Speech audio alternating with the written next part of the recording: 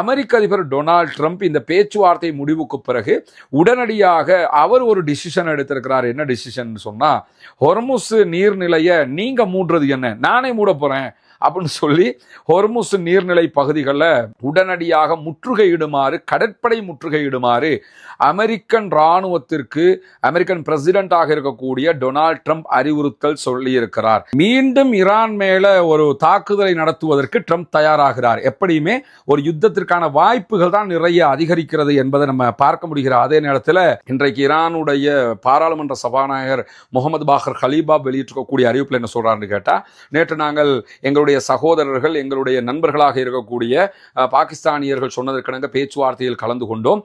ஆனால் எங்களுடைய நம்பிக்கையை வென்றெடுப்பதற்கு அமெரிக்கா தவறிவிட்டது.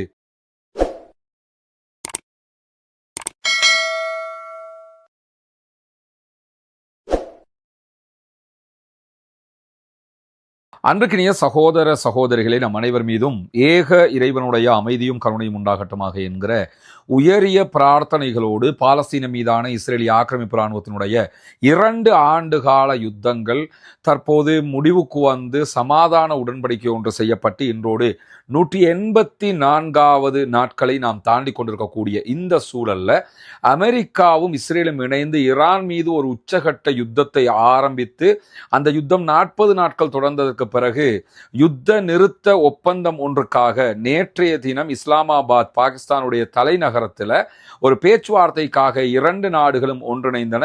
ஆனால் பேச்சுவார்த்தை தோல்வியில் முடிந்திருக்கிறது. குறிப்பாக ஈரானுடைய நிபந்தனைகளில் ஈரான் உறுதியாக இருக்கிறது.